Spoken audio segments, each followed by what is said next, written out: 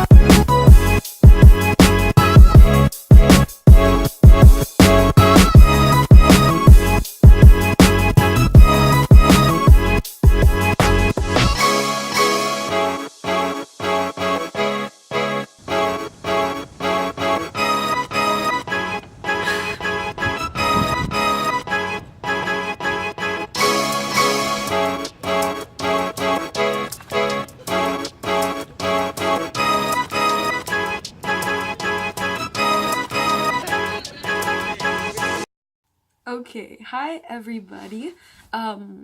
So I've just recently finished my shower, and as you can see, I put on a face mask.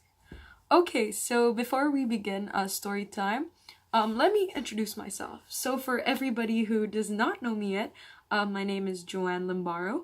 I am currently 16 years old.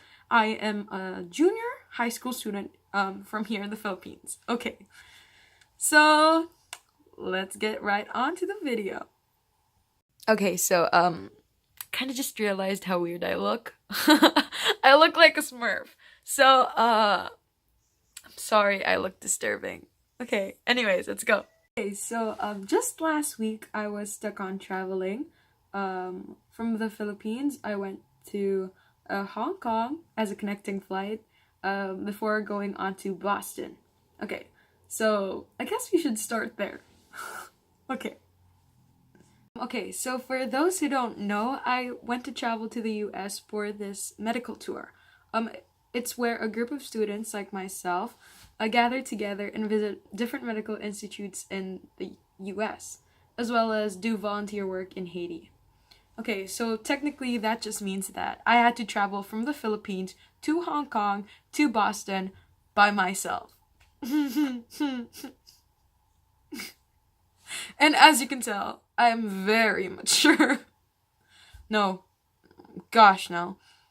So, when I went to the Ninoy Aquino Airport here in Manila, I was very scared to death because I actually thought I would get lost in the first airport that I would have been in. But thankfully, no. So I passed, I checked in my luggage, I got everything settled, and I boarded the plane. Okay, so I got to Hong Kong, which apparently you needed to take a train ride to go to the gate. So, girl, I thought I was gonna get lost. But no, I made a new friend who was a mother and son. They actually sat next to me on the plane from the Philippines to Hong Kong.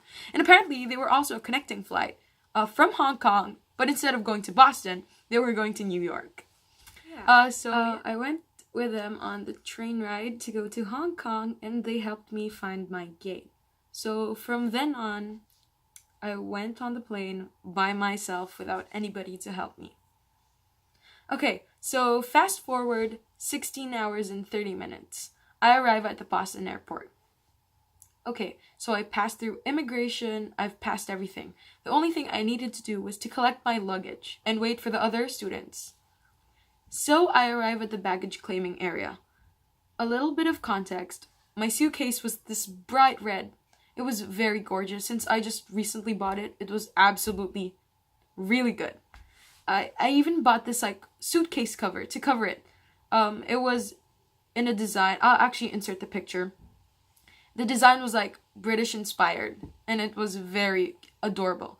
So you could see my suitcase from a mile away. I waited for my suitcase to come by. So when it finally came by, I stepped over the line they had set up and grabbed the suitcase from it, okay? So I was very excited, thrilled that I would get to meet the students right away. But I noticed there was something wrong. My suitcase fell. Which wasn't supposed to, since it had 4 wheels and meant that it was supposed to be balanced and be okay if I left it on its own. So I lay the suitcase down and I examine it.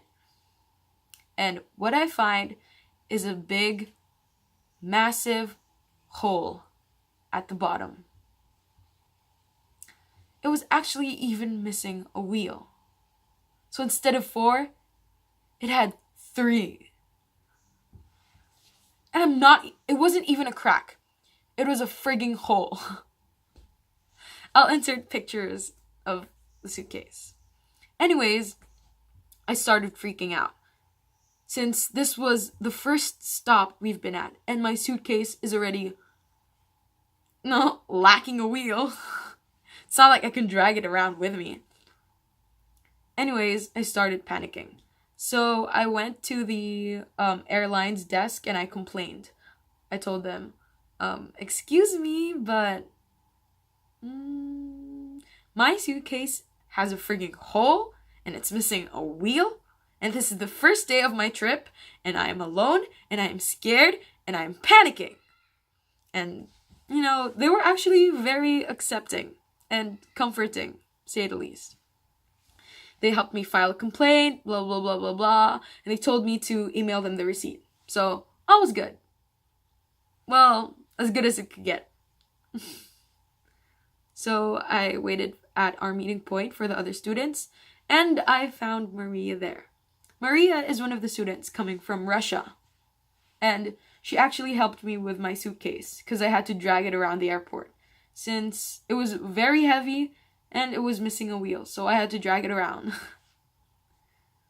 So after waiting for a few hours in the airport with Maria, the first batch of students already came. But this time, they were from New Zealand. So the students coming from New Zealand were Nora, Tegan, and Lewis. And they had one of our mentors with them, Mira. So we finally met up, exchanged hellos, and then we headed our way to the hostel. Okay, so for this trip, I was just wearing a turtleneck, a pair of leggings, boots, a trench coat, and a scarf. And I thought I was gonna be good. I actually very underestimated.